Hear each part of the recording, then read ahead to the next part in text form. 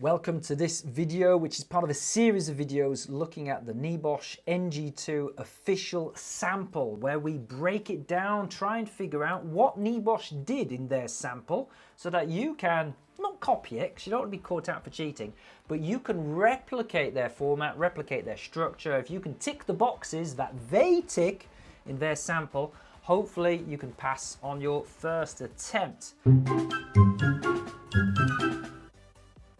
In this video, we're going to look at the moral, general, legal, and financial arguments. Now, interesting, that general legal. Why do we call it general legal? Well, it's because later on in the actions, we've got specific legal there, which we'll come to in another video. Now, this section isn't tricky really, but we're lacking bullet points. You know, like later on, we've got some bullet points here which tell us what to write in the box. But on this section, there are no bullet points. So what do we write down? Well, let's look at NEBOSH's sample. First, we start with the moral argument. So we'll talk about the moral duty.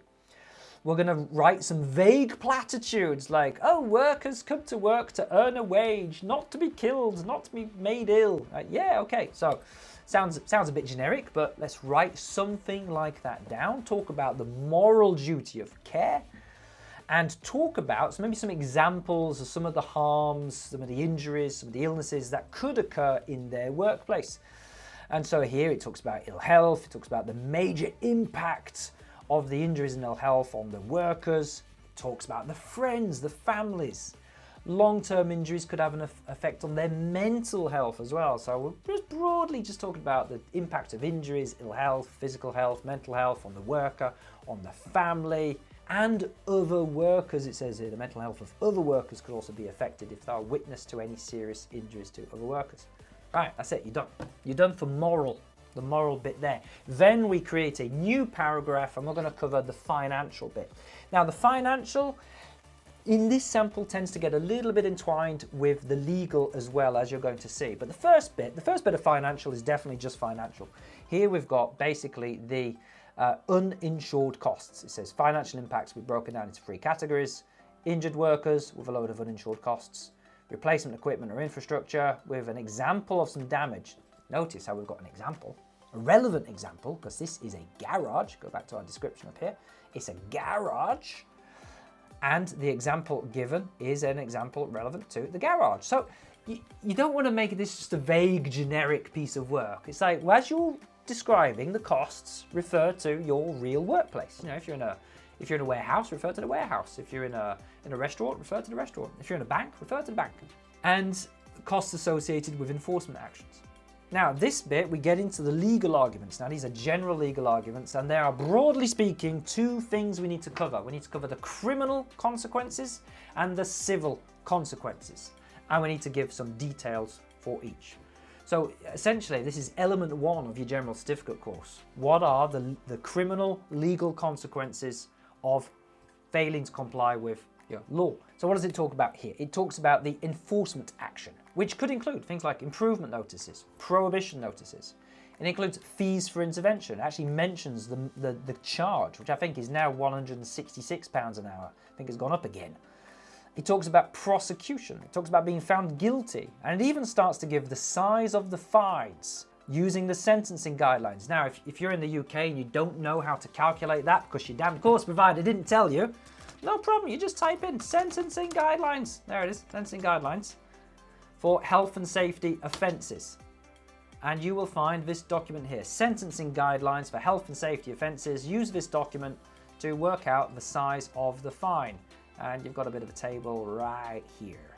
There we go, something like that. Hey, sorry to butt in. If you do want me to read your NG2 practical, or if you want me to check out why you failed on your NG1 exam, check out our NEBOSH National General Certificate Rescue Package. Link right here. Check it out. Later, a little bit further down, it's going to start to talk about the civil claims for compensation. So it says civil claims from workers, compensation payable, civil claims, legal fees. Notice how it's mixing the legal and the financial quite a bit here. Now, I said in a previous video that sometimes examiners seem to have a slightly different or higher standard to what is required, and that's not fair and it's not right, but that's life. And my job is to help you examiner proof your project so that you pass no matter any inconsistencies in the marking. So, and that's not NEBOSH's fault, that's just life. Every qualification's like that. But some examiners seem to want a mention of the Health and Safety at Work Act. So when you're doing the legal arguments, you might want to mention employers have duties under the Health and Safety at Work Act to ensure the health, safety and welfare of their employees, so far as is reasonably practicable. Say that. It's not required in this sample, but some examiners seem to like that. Another examiner I saw took issue with the fact that the common law duties of care were not mentioned. So when talking about civil claims, it might be worth mentioning that there are common law duties of care, and an employer could be sued under the tort of negligence. Might be worth just dropping that one in there.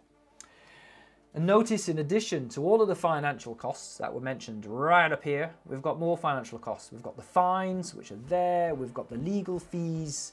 We've got the premiums somewhere in here, I think. And we've also, right at the end, we've got this reputational hit, which could result in a loss of contracts. There we are. Moral, general legal, financial, fairly straightforward. Make sure you cover all of that in your report. Anyway, I'm going to see you in the next video where we're going to look at one of the actions.